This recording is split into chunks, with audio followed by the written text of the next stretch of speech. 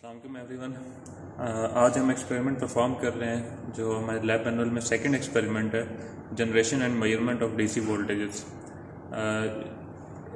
Circuit diagram इसकी same वैसे ही है जैसे हम नॉर्मल लो वोल्टेजेस पर काम करते हैं। सर्किट डायग्राम बिल्कुल वैसे ही है, बस थोड़ी सी प्रिकॉशन वगैरह है इसकी, क्योंकि हाई वोल्टेज पर काम कर रहे हैं तो हमें प्रिकॉशन ज़्यादा लेनी पड़ती हैं इस पर। सर्किट डायग्राम में आपको नज़र आ रहा होगा लेफ़्ट साइड पर हमारे पास वापडा सोर्स है, एसी सिंगल फेज सोर्स है, आगे स्टेप अप ट्रांसफार्मर लगा हुआ है 100 किलो वोल्ट तक वेरिएबल, और उसके आगे हमने मेजरिंग कैपेसिटर लगाया हुआ है। मेजरिंग कैपेसिटर के साथ वोल्टेज डिवाइडर नेटवर्क हमने कनेक्ट किया हुआ है, जिसको हम कहते हैं कैपेसिटिव वोल्टेज डिवाइडर या फिर कैपेसिटिव वोल्टेज ट्रांसफार्मर। ये एसी मेजरमेंट के लिए है। हम यहाँ से ट्रांसफार्मर की जो सेकेंडरी साइड पर वोल्टेज है वो मेजर करेंगे। उसके बाद आगे हमने 2 डायोड्स लगाए हुए हैं सीरीज़ में। 2 डायोड्स इसलिए लगाए हुए हैं ताकि जब हम फुल रेटेड पर काम कर रहे हैं तो वो पोटेंशियल जो है दोनों डायोड्स पर इक्वली डिस्ट्रीब्यूट हो जाए, किसी एक डायोड पर ज़्यादा स्ट्रेस ना आए। बस ये डायोड की प्रोटेक्शन के लिए, ताकि कोई भी डायोड ओवर वोल्टेज पर काम ना कर रहा हो। इसलिए हमने 2 डायोड सीरीज़ में लगाए ताकि वोल्टेज डिवाइड हो जाए दोनों के ऊपर। डायोड्स के आगे हमने कनेक्ट करना है smoothing capacitor. Smoothing capacitor rectification के बाद आपको मालूम है वेवफॉर्म से रिपल्स को ख़त्म करने के लिए यूज़ करते हैं। उसके बाद स्मूथिंग कैपेसिटर के पैरेलल में हमने यूज़ करना है एक अर्थिंग स्विच। अर्थिंग स्विच का क्या काम है, जब हम एक्सपेरिमेंट कर लेंगे, रीडिंग्स ले लेंगे, तो जब इनपुट पावर यानी कि वापडा को हम टर्न ऑफ भी कर दें तो कैपेसिटर में तो चार्ज स्टोर है, वो चार्ज कुछ टाइम लेगा डिस्चार्ज होने में थ्रू लोड का रजिस्टर, तो उसमें थोड़ा सा टाइम लगेगा। अगर हम फ़ौरन से इसको डिस्चार्ज करवाना चाहते हैं तो हम यहाँ पे ग्राउंडिंग स्विच लगा देंगे। इस ग्राउंडिंग स्विच का कंट्रोल हमारे पैनल पे मौजूद है, वहाँ से हम बस बटन प्रेस करेंगे और ये स्विच क्लोज हो जाएगा और कैपेसिटर को हम डायरेक्टली ग्राउंड के साथ कनेक्ट कर देंगे और ये फ़ौरन से डिस्चार्ज हो जाएगा। सारे का सारा जितना भी चार्ज होगा वो अर्थ पिट में चला जाएगा। इसको हम मैनुअली भी कर सकते हैं डिस्चार्ज अर्थिंग रॉड के थ्रू। हम इसके लिए हमें केज का दरवाज़ा ओपन करना पड़ेगा, डोर ओपन करके हम अर्थिंग रॉड के थ्रू इसको डिस्चार्ज करेंगे। उससे हम भी कर सकते हैं और हम अर्थिंग स्विच भी यूज़ कर सकते हैं। लास्ट में जो चीज़ लगी हुई है वो मेजरिंग रजिस्टर है।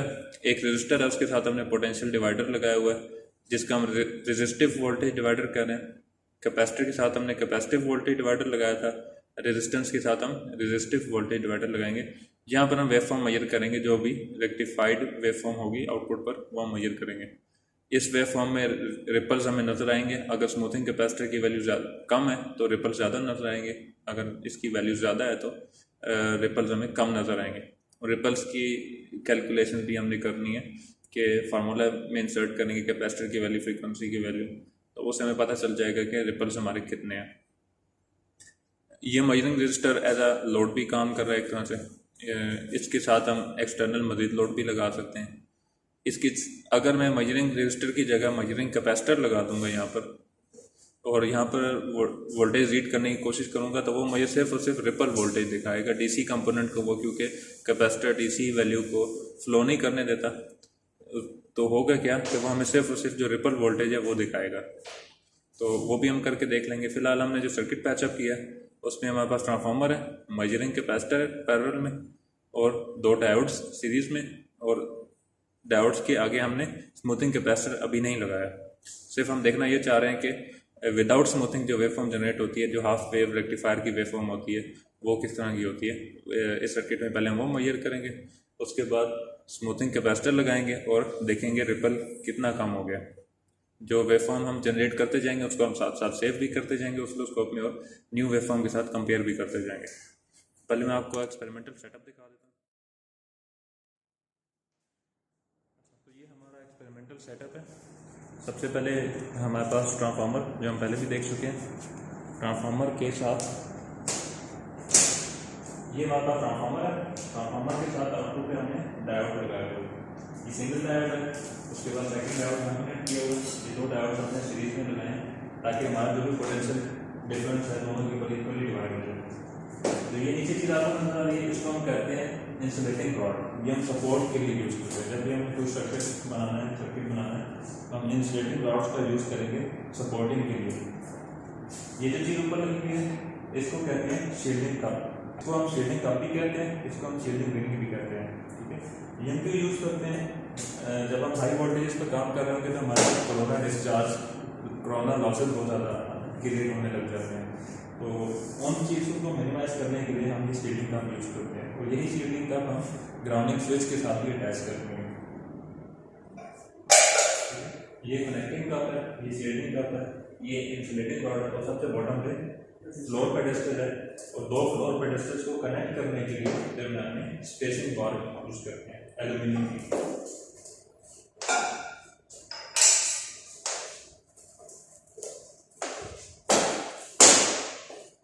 उसके बाद अगर सेट बनाए तो यहाँ पर हमने मेजरिंग रजिस्टर कनेक्ट किया हुआ है।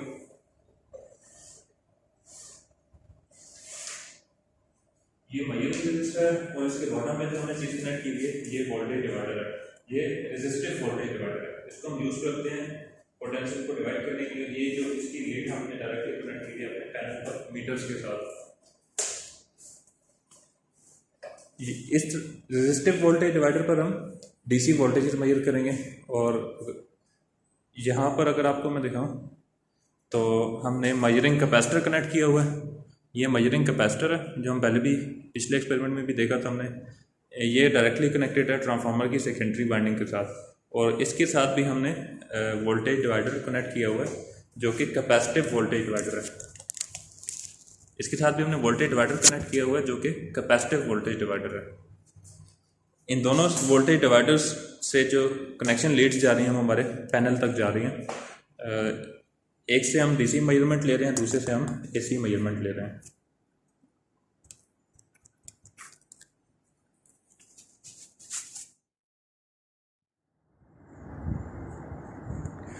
ये हमारा एक्सपेरिमेंटल सेटअप है।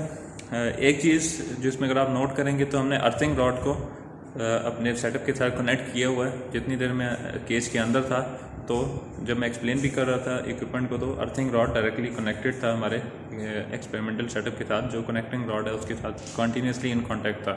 तो जब भी आपने केस के अंदर जाना है, एक तो अर्थिंग रॉड को पिक करके अपने इक्विपमेंट को टच करना है, दूसरा ये कि आपका इक्विपमेंट हर टाइम पे ग्राउंडेड होना चाहिए जब आप अंदर जाकर कुछ भी काम कर रहे हैं। नया एक्सपेरिमेंटल सेटअप पैच कर रहे हैं या फिर वैसे कुछ काम करने अंदर जा रहे हैं, तो आपने इसको लाजमी तौर पर ग्राउंड करना है हर चीज़ को। अच्छा, ये हमारे पैनल की बैक साइड है। ये जो मैं भी आपको दिखा रहा हूँ, ये AC DC peak volt meter है। यहाँ पर हम AC और DC दोनों मेजरमेंट्स ले सकते हैं। तो जो हमारे वोल्टेज डिवाइडर्स हैं वहाँ से ये वाली लीड डायरेक्टली यहाँ पर आ रही है, ठीक है। और इस यहीं पर ही ऑप्शन है ऑसिलोस्कोप को कनेक्ट करने की, तो हमने ऑसिलोस्कोप की भी एक प्रोब यहाँ पर कनेक्ट की है। अगर नीचे देखें तो ये पैनल की बैक साइड है। इसके अंदर मेन ये दोनों कंटेक्टर्स हैं जो कि पावर ऑन करने के लिए हैं। एक पैनल के लिए है, एक ट्रांसफार्मर के लिए है, और पैनल के आगे सर्किट ब्रेकर्स भी लगे हुए हैं, ठीक है। और इसी तरह ये हमारी करंट सेंसिंग रिले है, यहाँ पर हम करंट की एडजस्टमेंट वगैरह कर सकते हैं। बाकी जो पैनल के ऊपर मीटर्स हैं वहाँ पर कनेक्शंस देने के लिए जो भी कनेक्टर्स हैं वो यहाँ बॉटम पर अवेलेबल हैं। तो यहाँ पर कुछ चीज़ें हैं जो ग्राउंडिंग जो आपको नज़र आ रही है, ये वो ग्राउंडिंग स्विच है जो कि सेफ्टी डोर के साथ लगा, जो कि ये वो कनेक्शन है जो कि हमारे अलार्म लैंप्स के साथ लगा हुआ है। एंट्रेंस गार्ड ये वो वाला कनेक्शन है जो कि हमारे जो सेफ्टी डोर है उसके साथ स्विच है उसके साथ लगा हुआ है।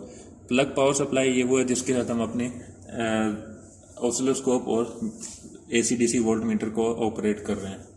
इसके अलावा जो AC और DC वोल्ट मीटर्स जो पैनल के ऊपर अवेलेबल हैं उनकी मेजरमेंट्स के लिए कनेक्शन हमने ये दो कनेक्शन दिए हैं। AC का अलग है, DC का अलग है, लेकिन जो अलग से AC DC वोल्ट मीटर है उस पर एक ही कनेक्शन है।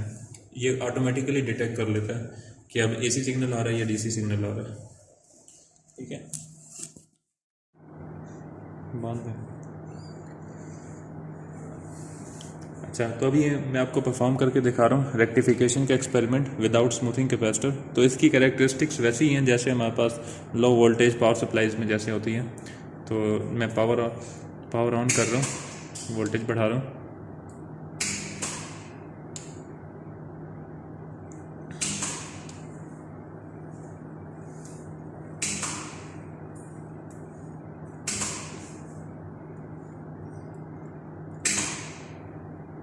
ठीक है, तकरीबन मैंने 10 किलो वोल्ट्स AC सप्लाई की हैं और DC पर हाफ वेव रेक्टिफिकेशन है तो मुझे 8.5 किलो वोल्ट्स मिल रहे हैं। चूँकि अभी स्मूथिंग नहीं हुई तो ये हमें 8.5 किलो वोल्ट्स दे रहा है।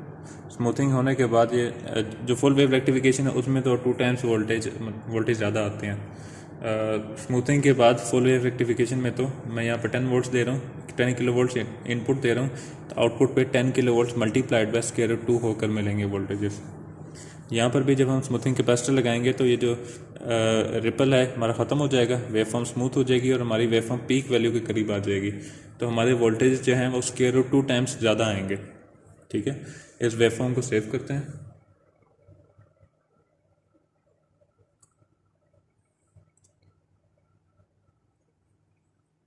ठीक है, ये वेव फॉर्म मैंने सेव कर लिया। अब दोबारा से 10 किलो वोल्ट की वेव फॉर्म जनरेट करते हैं और उसको कंपेयर करते हैं, एसी सिग्नल को इसके साथ कंपेयर करके देखते हैं कि क्या फ़र्क है। अच्छा, तो मैंने एसी का सेटअप कर लिया, एसी की कनेक्शन मैंने ऑसिलोस्कोप के साथ कर लिया, तो वोल्टेज बढ़ा रहा हूँ मैं।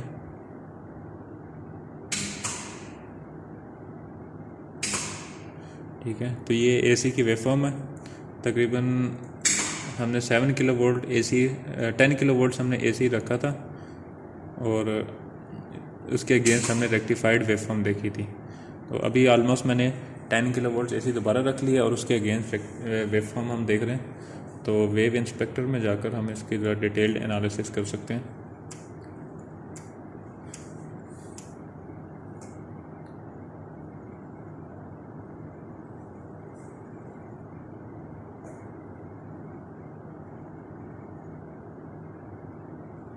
ठीक है, अच्छा, इसमें से हम देख रहे हैं कि पॉजिटिव साइकिल हमारा आ रहा है और नेगेटिव साइकिल हमारा चॉप हो रहा है जिस तरह कि होना चाहिए था। अभी फ़िलहाल इस वेव को भी सेव करते हैं और नेक्स्ट हम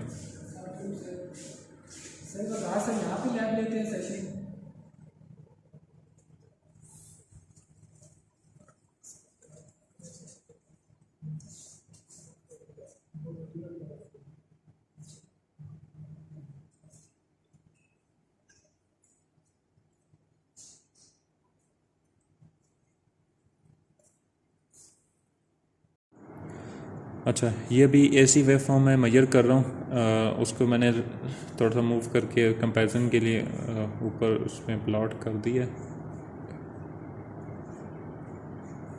इसका मैंने स्केलिंग थोड़ी सी कर लेते हैं जिस तरह से ओरिजिनल स्केलिंग थी।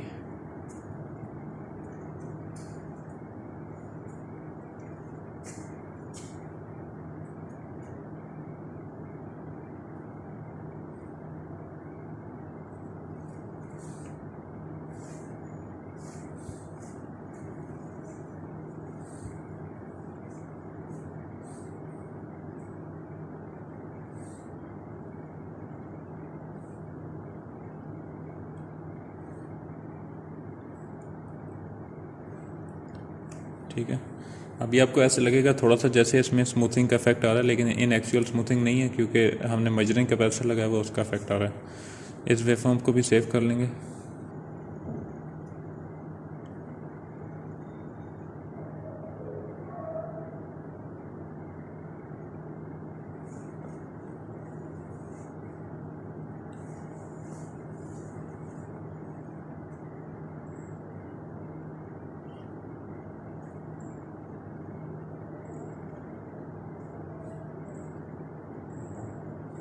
ठीक है, तो ये ऐसी वेवफॉर्म है जो कि मैंने ओवरले कर दिया रेक्टिफाइड वेवफॉर्म के ऊपर। यहाँ पर आपको थोड़ा सा इफेक्ट यूँ नज़र आएगा जैसे ये स्मूथिंग हुई हुई है। ये स्मूथिंग इन एक्चुअल नहीं है क्योंकि हमने मेजरिंग कैपेसिटर लगाया हुआ है। उस मेजरिंग कैपेसिटर के इफेक्ट की वजह से आपको ऐसा लगेगा कि यहाँ पर स्मूथिंग हो रही है। अगर मैं मेजरिंग कैपेसिटर को डिस्कनेक्ट कर दूँ तो आपके पास simple half wave rectified waveform नज़र आएगी, उसके आगे फ्लैट हो जाना चाहिए इसे। अच्छा, अभी हम एक्सपेरिमेंट, अभी जो मैंने सर्किट पैच किया उसमें मैंने डायोड्स के बाद एक कैपेसिटर अटैच कर दिए, 50,000 पिकोफैरेड का एक कैपेसिटर अटैच किए। तो उससे ये होगा कि आपकी फिल्टर स्मूथिंग हो जाएगी, जो रिपल्स आ रहे हैं वो ख़त्म हो जाएंगे, जैसा नॉर्मल आपकी पावर सप्लाई में भी होता है। तो पावर ऑन करेंगे और इसकी जब वेवफॉर्म मॉनिटर करेंगे तो पहले तो इसको नॉट ग्राउंडेड, हमने उसके साथ एक ग्राउंडिंग स्विच भी लगा दिया। तो ग्राउंडिंग स्विच क्या करेगा, सिंपली कैपेसिटर को कनेक्ट कर देगा ग्राउंड के साथ। ये हमारा ग्राउंडिंग स्विच है, ये कैपेसिटर को ग्राउंड कर रहा है और ये अनग्राउंड कर रहा है, ये नॉट ग्राउंड पोजीशन है। पावर ऑन की हुई है। अब हम वोल्टेज बढ़ाते हैं, तो वोल्टेज जैसे जैसे बढ़ाएंगे तो आउटपुट पे हमें वेवफॉर्म डीसी की, क्योंकि फिल्टरिंग हो रही है तो स्ट्रेट लाइन नज़र आएगी। ठीक है, फिल्टरिंग से पहले वाली वेवफॉर्म मैंने आपको दिखाई है और साइनोसाइडल वेवफॉर्म भी नज़र आ रही है। दोनों तीनों को कंपैरिजन के तौर पे आप देख सकते हैं यहाँ पर। यह हमारा पहला जो फर्स्ट पार्ट है वो कंप्लीट हो गया। अगर इस सर्किट में हम डायोड्स की पोजीशन को रिवर्स कर दें, डायोड्स की पोलैरिटीज़ को रिवर्स कर दें, तो हमें यहाँ पर नेगेटिव पोलैरिटी मिल जाएगी। ठीक है सर, पावर मैंने वोल्टेज ड्रॉप कर दिए। इसके बाद हमने ग्राउंड करना है कैपेसिटर को, ताकि उसका चार्ज जो उसमें स्टोर्ड है वो ख़त्म हो जाए। ठीक है, ये ग्राउंड हो गया। इसके बाद हम पावर ऑफ कर देंगे। ठीक है, तो अब ये जो डायग्राम मैंने आपको दिखाई थी, इस डायग्राम में जो डायोड्स हैं इनकी पोलैरिटी रिवर्स कर दें। अगर इनकी पोलैरिटी रिवर्स करूंगा तो आउटपुट पे मुझे नेगेटिव में डीसी वोल्टेज मिलेंगे, क्योंकि इनकी पोलैरिटी रिवर्स करने से जो ऊपर वाले टर्मिनल पे आपको पॉजिटिव पोलैरिटी मिल रही थी और नीचे वाला टर्मिनल आपने ग्राउंड किया हुआ था। मीन्स कि जो ये वाला टर्मिनल था आपका, यहाँ पर आपको पॉजिटिव पोलैरिटी मिल रही थी, नीचे वाला टर्मिनल चूँकि ग्राउंडेड है तो ये ज़ीरो पोलैरिटी पर था। अब होगा क्या, जब हम इन डायोड्स को रिवर्स कर देंगे तो ये नेगेटिव साइकिल को अलाउ करेंगे और पॉजिटिव साइकिल को ब्लॉक करेंगे, तो आपको यहाँ पर आउटपुट पे नेगेटिव पोलैरिटी मिलेगी। और चूंकि ये ग्राउंडेड है तो ये ज़ीरो पोटेंशियल पर है, ज़ीरो पोटेंशियल के अकॉर्डिंगली आपको इस पॉइंट पर नेगेटिव वोल्टेज मिलेंगे। ठीक है, बस सिंपली आपकी पोलैरिटी रिवर्स हो जाएगी। अब जो नेक्स्ट सर्किट हमने करना है वो वोल्टेज डबलर का सर्किट है। वो कुछ ये उसकी वर्किंग इस तरह से है कि आपके पास दो डायोड्स इस पोजीशन में लगेंगे, इनिशियल एक कैपेसिटर और आगे दो डायोड्स, और आगे फिर मर्जरिंग कैपेसिटर लग जाएगा। इसकी कंप्लीट डायग्राम मैं आपके साथ शेयर कर देता हूँ।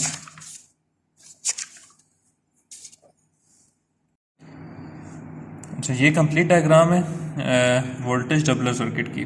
ठीक है, अब इसमें आपके पास एक इनपुट कैपेसिटर है, दो डायोड इस पोजीशन में लगे हुए हैं, आगे दोबारा स्मूथिंग के लिए कैपेसिटर लगा हुआ है और उसके साथ हमने ग्राउंडिंग स्विच लगाया हुआ है, और उसके अगेन आउटपुट पे हमने मेजरिंग रेजिस्टर लगाया हुआ है विद रेजिस्टिव पोटेंशियल डिवाइडर।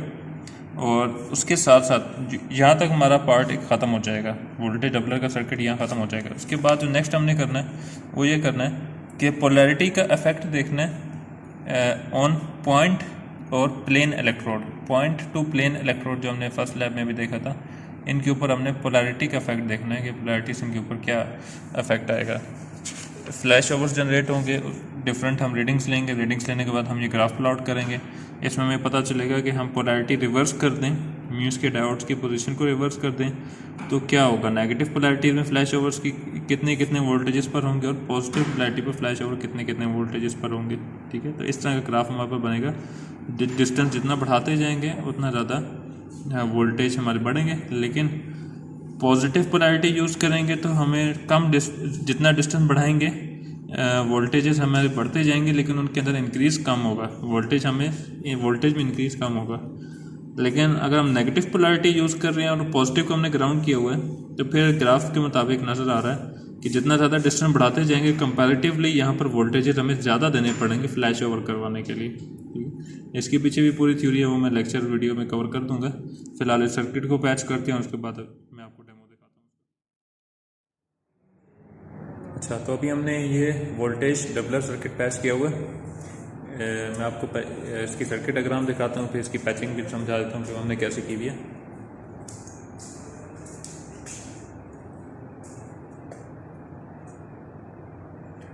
ये इसकी सर्किट डायग्राम है, मैनुअल में भी ये डायग्राम शेयर की हुई है। तो सबसे पहले आपके पास वही चीज़ है, ट्रांसफार्मर है, ट्रांसफार्मर के बाद कैपेसिटर और ये दो डायोड्स इस पोजीशन में लगे हुए हैं। ठीक है, और स्मूथिंग के लिए हमने एक कैपेसिटर लगाया हुआ और कैपेसिटर को डिस्चार्ज करने के लिए हमने एक ग्राउंडिंग स्विच लगा दिया। कैपेसिटर के पैरेलल में यहाँ पर एक मेजरिंग रजिस्टर लगा हुआ है यूजिंग वोल्टेज डिवाइडर। तो ये वाला जो सर्किट है यहाँ तक, इसका नाम है ग्रेनिशर वोल्टेज डबलर सर्किट। अब ये क्या करेगा, आपकी नॉर्मल जो कंडीशन में जो डीसी वोल्टेज आपको मिलनी थी, जैसे हाफ वेव का सर्किट था उसमें जो आपको डीसी वोल्टेज मिल रही थी, ये उस डीसी वोल्टेज को डबल करके देगा, आपको ऑलमोस्ट डबल करके दे देगा। मिसाल के तौर पे अगर आपने 10 किलो वोल्ट्स AC जनरेट किए और उसको रेक्टिफाई किया, तो डीसी वाली साइड पर सिंगल हाफ वेव रेक्टिफिकेशन में डीसी वाली साइड पर आपको स्मूथिंग के बाद 10 kilo volt multiplied by square root of 2, 10 multiplied by 1.414 means के आपको 14 किलो वोल्ट तकरीबन आपको मिलेंगे। लेकिन इस सर्किट में वो जो 14 किलो वोल्ट्स हैं वो डबल होकर आ जाएंगे, वो 14 की बजाय आपको 27 to 28 किलो वोल्ट्स मिलेंगे, ठीक है, क्योंकि ये डीसी वोल्टेज को डबल करके दे रहा है।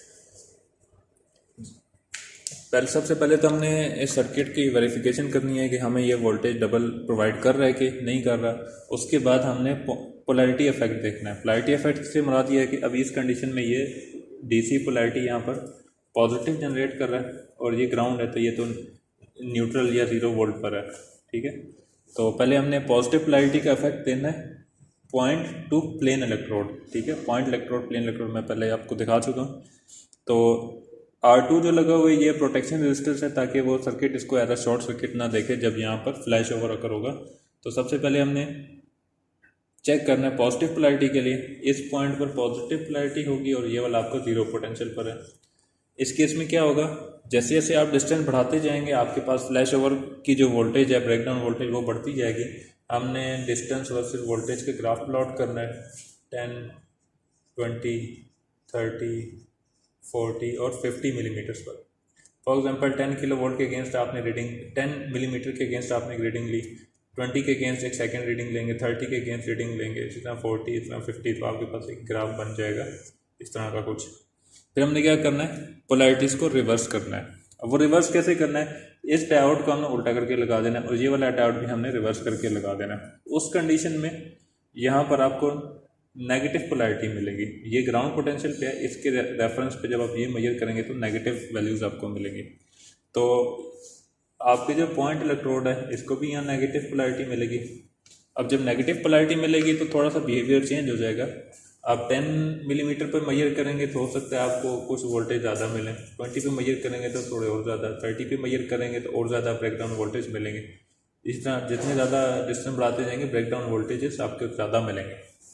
जो पॉजिटिव पोलैरिटी वाला आपके पास था और जो नेगेटिव पोलैरिटी वाला जो टेस्ट था, इन दोनों में फ़र्क क्या है, जब आपने नेगेटिव पोलैरिटी अप्लाई की अपने पॉइंट इलेक्ट्रोड पे, इसका मतलब है कि पॉजिटिव पोलैरिटी ग्राउंडेड है, और जब आपने पॉजिटिव पोलैरिटी अप्लाई की अपने पॉइंट इलेक्ट्रोड पे, इसका मतलब है कि नेगेटिव पोलैरिटी वो ग्राउंडेड है। तो नेगेटिव पोलैरिटी वाला जो है इसमें आपको ब्रेकडाउन वोल्टेजेस ज़्यादा मिलेंगे और पॉजिटिव पोलैरिटी में आपको ब्रेकडाउन वोल्टेजेस कम मिलेंगे, ठीक है। इसका जो यूज़ है वो आपको मैं वीडियो थ्योरेटिकल पार्ट जो लेक्चर का होगा उसमें मैं एक्सप्लेन कर दूंगा। ये यूज़ होता है जहाँ पे हमारे बाइक्स और गाड़ियों में जो स्पार्क प्लग्स होते हैं वहाँ पे ये कॉन्सेप्ट यूज़ किया जाता है। इसके अपने अपने एडवांटेजेस हैं। आपको मैं सर्किट डायग्राम दिखा देता हूँ जो हमने पैच किया हुआ है। अच्छा, ये हमारा टेस्ट सेटअप है। ट्रांसफार्मर के साथ हमने मेजरिंग कैपेसिटर लगाया हुआ है, मेजरिंग कैपेसिटर के साथ वोल्टेज डिवाइडर लगा हुआ है, कैपेसिटिव वोल्टेज डिवाइडर, ये हम पहले भी कर चुके हैं। इसी ट्रांसफार्मर के साथ कनेक्टिंग रॉड लगाकर ऊपर एक कैपेसिटर, स्टार्टिंग वाला कैपेसिटर और 2 डायोड्स, ये हमने वर्टिकल पोजीशन में 2 डायोड्स जो लगाए हुए हैं। 2 इसलिए लगाते हैं कि वोल्टेज डबलर के केस में अगर हम मैक्सिमम वोल्टेज अप्लाई करें तो आपको यह 240 वोल्ट्स तक प्रोवाइड कर देगा ये सर्किट। तो हर डायोड के across 2 times of voltage drop आएगा। इसकी रेटेड 140 किलो वोल्ट है, तो 240 ये सस्टेन नहीं कर सकता, तो इसलिए हमने 2 सीरीज़ में लगाए हैं ताकि वोल्टेजेस डिवाइड हो जाएँ। सीरीज सर्किट के 2 डायोड्स और फिर कनेक्टिंग रॉड के थ्रू स्मूथिंग कैपेसिटर और फिर मेजरिंग रजिस्टर, यहाँ तक आपका वोल्टेज डबलर का सर्किट कंप्लीट हो जाता है। मेजरिंग रजिस्टर के साथ हमने वोल्टेज डिवाइडर जो कनेक्ट किया हुआ है वो रेजिस्टिव वोल्टेज डिवाइडर कनेक्ट किया हुआ है। फिर जो हमारा पॉइंट प्लेन इलेक्ट्रोड है वो आ जाता है। पॉइंट प्लेन इलेक्ट्रोड मैं आपको पहले बता चुका हूँ कि इसका इसकी कैलिब्रेशन कैसे करनी होती है, गैप सेटिंग कैसे करनी होती है। इसके सीरीज़ में प्रोटेक्शन के लिए रेजिस्टेंस लगी हुई है। ये पॉइंट प्लेन इलेक्ट्रोड है और इसके डिस्प्ले पैनल पे मिलीमीटर्स में डिस्टेंस डिस्प्ले हो जाएगा। और जो ग्राउंडिंग स्विच है वो ये लगा हुआ है। ग्राउंडिंग स्विच आपकी शील्डिंग कप या कोरोना जो शील्डिंग कप है उसके साथ कनेक्ट होता है। जब हम वहाँ से अनग्राउंडेड करेंगे तो इसकी जो वर्टिकल जो एंटीना है ये साइड पर मूव कर जाएगा। अच्छा, अब फिलहाल ये ग्राउंडेड पोजीशन में है। अर्थिंग रॉड तो आप उसको पहले देख चुके हैं, उसकी वर्किंग कैसे है।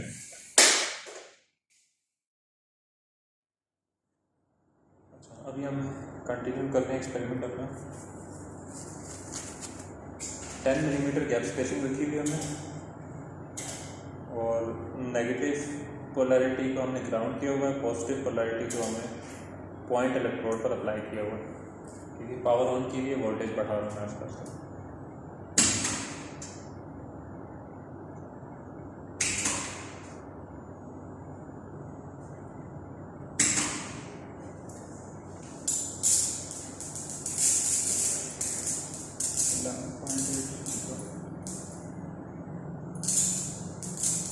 एसी वोल्टेज जो सेकेंडरी साइड पर क्रिएट हो रही है, जनरेट हो रही है, वो भी मेजर करेंगे।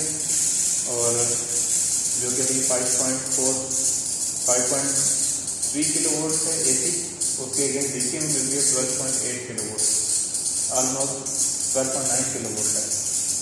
ठीक है, 10 मिलीमीटर स्पेसिंग के साथ वोल्टेज को डाउन कर दिया। कैपेसिटर हमारा चार्ज हो जाएगा तो काफ़ी ज़्यादा वोल्टेज पर, तो कैपेसिटर को डिस्चार्ज करेंगे ग्राउंडिंग स्विच के थ्रू। ठीक है, ग्राउंडिंग करने के बाद इसको फिर डिस्कनेक्ट करेंगे। अगेन रिपीट करेंगे गैप स्पेसिंग को बढ़ाकर। अब हम रीडिंग ले रहे हैं 20 मिलीमीटर पर।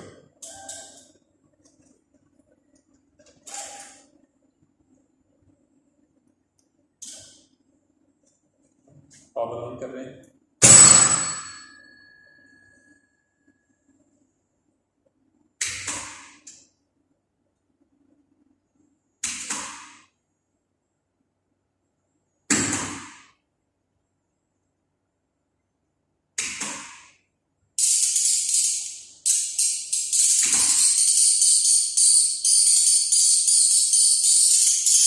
किलो वोल्ट डीसी और 8.6 किलो वोल्ट एसी।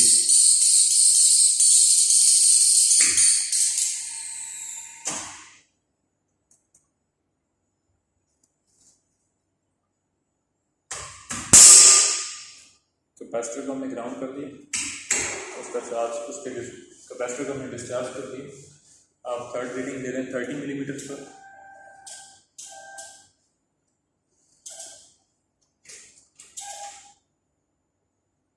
ठीक है, पावर ऑन कर दिया।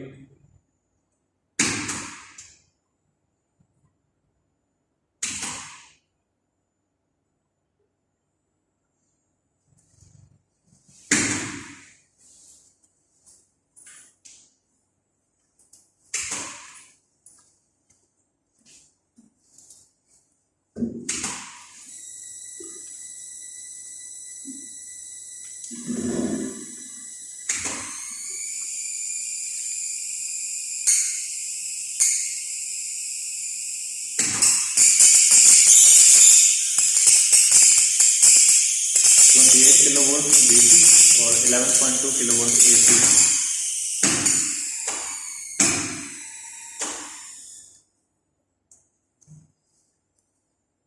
वोल्टेज मैंने 0 कर दिए, पावर ऑफ किया और उसके बाद ग्राउंडिंग स्विच से कैपेसिटर को डिस्चार्ज करना है। अगेन वही रिपीट करेंगे फॉर 40 मिलीमीटर।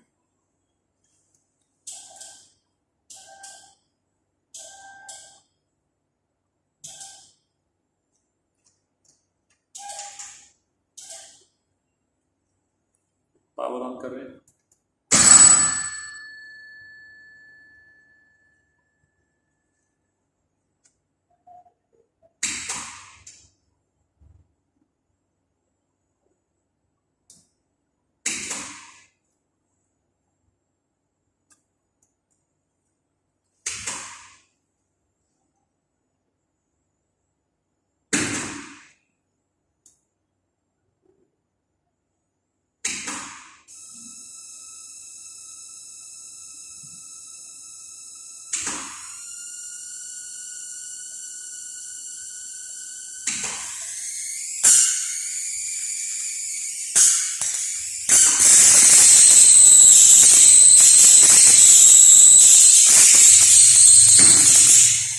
किलोवाट डीसी और 14 किलोवाट एसी। ठीक है, अगेन वही स्टेप्स रिपीट करें। पावर को ऑफ किया, कैपेसिटर को डिस्चार्ज किया, ग्राउंडिंग स्विच को डिस्कनेक्ट किया और दोबारा से पावर ऑन कर दी। अब हम रीडिंग ले रहे हैं 50 मिलीमीटर पर।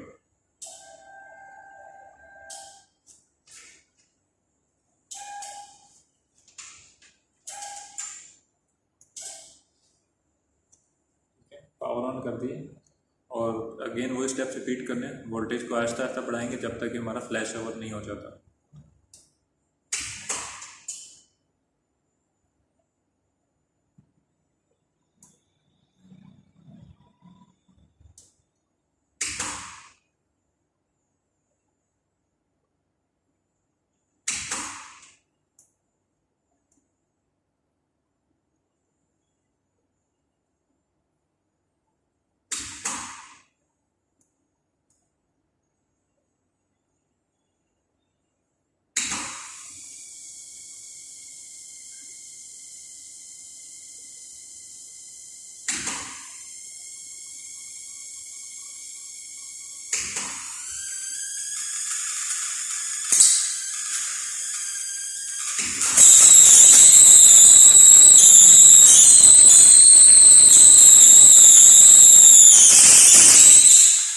सिक्स 6.5 किलोवाट डीसी और 16.5 किलोवाट एसी। अगेन वही स्टेप रिपीट करने हैं। पावर ऑफ करना है और कैपेसिटर को डिस्चार्ज करना है। यहाँ तक हमारी नेगेटिव ग्राउंड के साथ 5 रीडिंग्स कंप्लीट होगी। अब हमने करना यह है कि पोलैरिटी को रिवर्स करना है। पोलैरिटी रिवर्स करने के लिए हमें डायोड्स की डायरेक्शन को रिवर्स करना पड़ेगा। तो पोलैरिटी रिवर्स करते हैं, उसके बाद दोबारा यही स्टेप्स रिपीट करेंगे।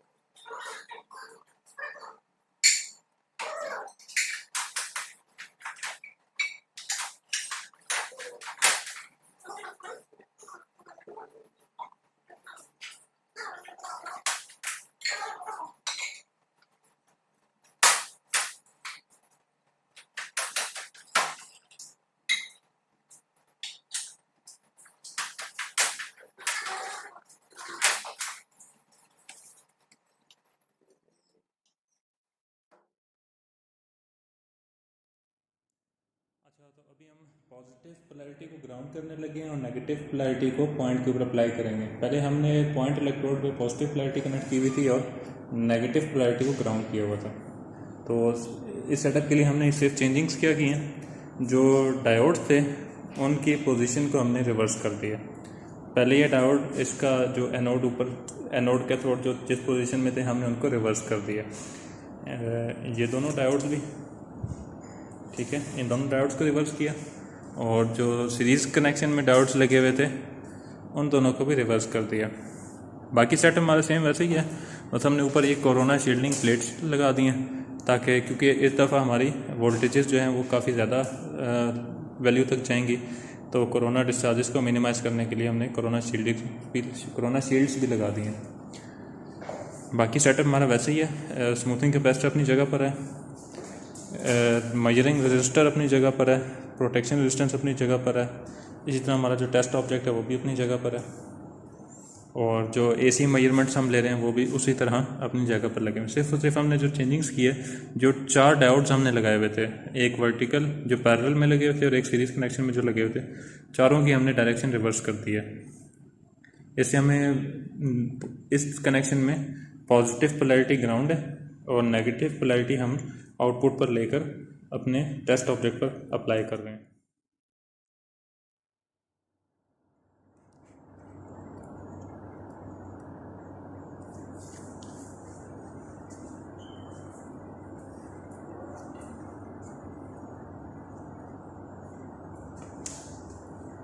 अच्छा, तो अभी हम एक्सपेरिमेंट शुरू करते हैं। हमने पॉजिटिव पोलैरिटी को ग्राउंड किया हुआ है और नेगेटिव पोलैरिटी हमने पॉइंट इलेक्ट्रोड पर कनेक्ट की हुई है। ठीक है, सबसे पहले पावर ऑन करना है, ग्राउंडिंग स्विच को डिस्कनेक्ट करना है सबसे पहले और मेन पावर ऑन किया। अब आहिस्ता आहिस्ता से वोल्टेज बढ़ाएंगे और ये रीडिंग्स भी हमें उन्हीं स्पेसिंग के साथ लेनी है जो हमने पहले रीडिंग्स ली थी, 10 मिलीमीटर, 20, 30, 40, 50 मिलीमीटर। तो पहले 10 मिलीमीटर पर रीडिंग लेते हैं।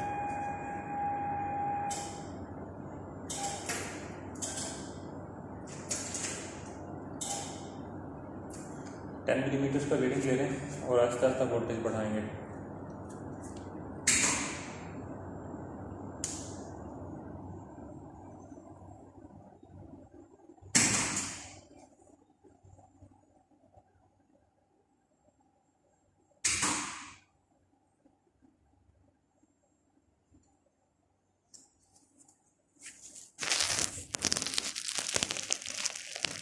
वैल्यूज़ मैं आपको दिखा दूँ।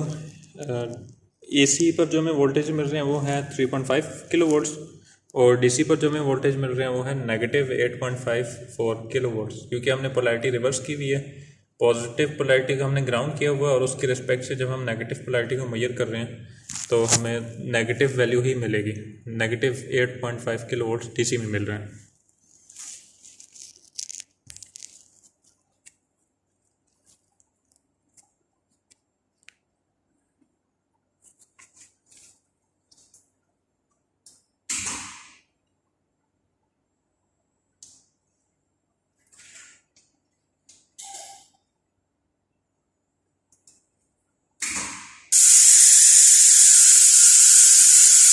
-15 किलो वोल्ट्स डीसी और 6.7 किलो वोल्ट्स एसी।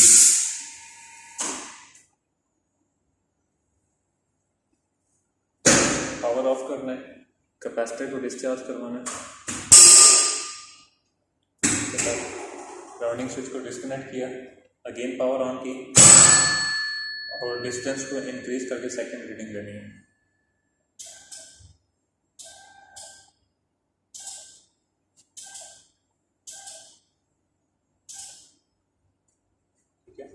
अब आस्ते आस्ते से वोल्टेज बढ़ानी है। इस पॉइंट पे वोल्टेज बढ़ाने से पहले ये मेक श्योर लाजमी कर लेना है कि ग्राउंडिंग स्विच हमारा डिसकनेक्टेड हो। अगर वो कनेक्टेड पोजीशन में हुआ तो जितनी भी डीसी वोल्टेज जनरेट हम कर रहे हैं वो डायरेक्टली ग्राउंड के साथ शॉर्ट सर्किट हो जाएंगे। अभी हम रीडिंग ले रहे हैं 20 मिलीमीटर गैप स्पेसिंग के साथ।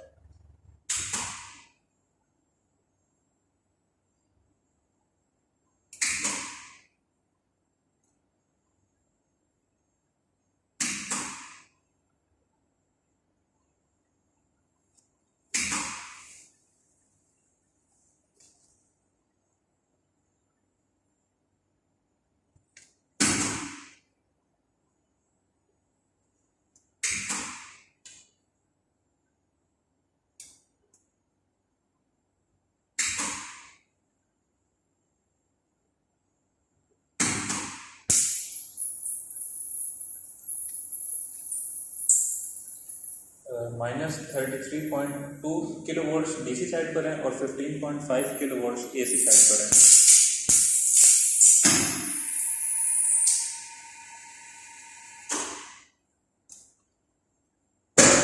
पावर को ऑफ करना है और कैपेसिटर को डिस्चार्ज करवाना है। ग्राउंडिंग स्विच को डिस्कनेक्ट करना है और अगेन पावर ऑन करके सेम स्टेप्स रिपीट। अब हम डिस्टेंस जो रखेंगे वो 30 मिलीमीटर पर रखेंगे।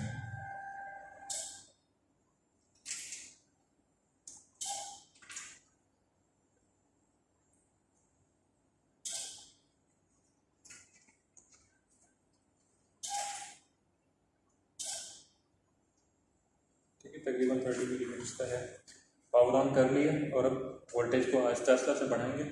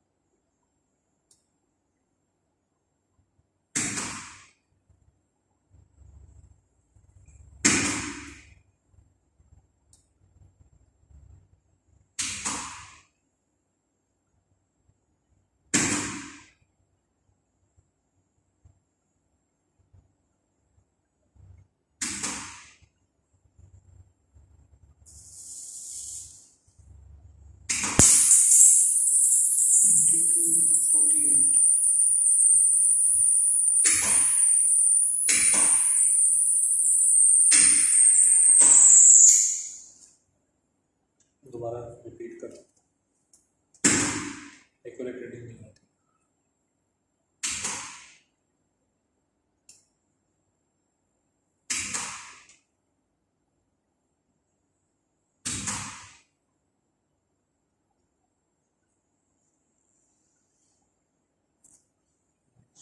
सुपर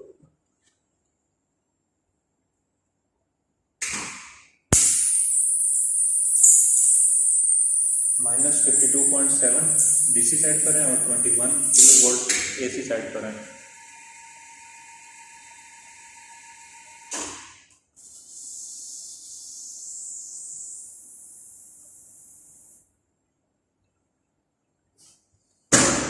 पावर को ऑफ करना है और कैपेसिटर को ग्राउंड कर देना है। ठीक है, ग्राउंडिंग स्विच को फिर दोबारा डिस्कनेक्ट किया, पावर को ऑन किया और गैप को अब हमने 40 मिलीमीटर रखना है।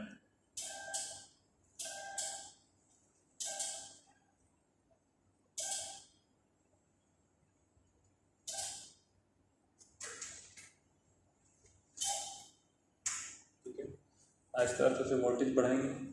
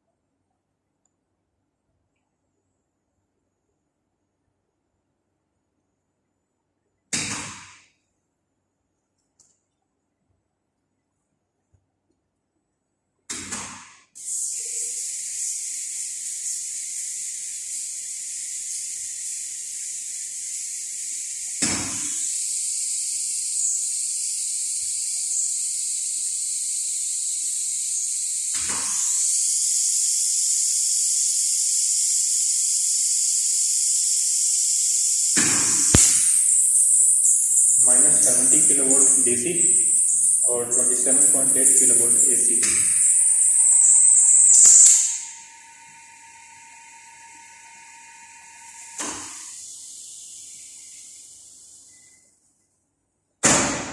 पावर को ऑफ कर दिए। अब हमने कैपेसिटर को डिस्चार्ज करवाना है। उसके बाद ग्राउंडिंग स्विच को डिस्कनेक्ट करना है और अगेन सेम स्टेप्स रिपीट करने हैं। पावर ऑन करना है और गैप स्पेसिंग जो हमें रखनी है वो 50 मिलीमीटर्स रखनी है।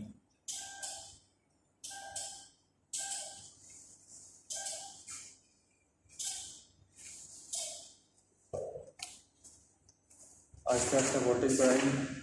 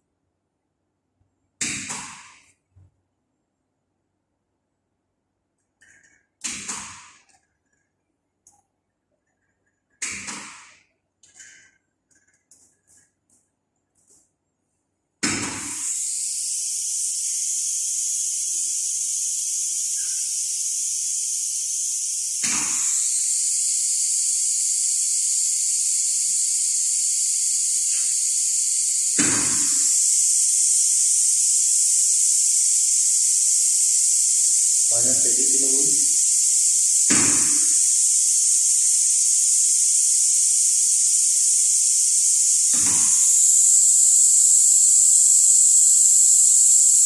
-84.5 kilovolt, -86.5, -87 kilometre approximately, -87 kilovolt DC।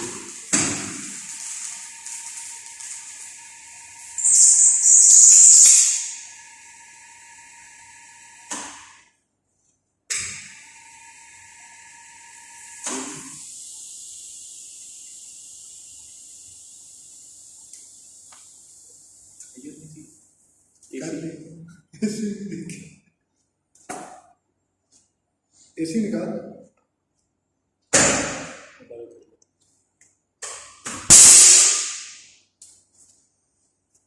चलने की स्मेल आने लगी।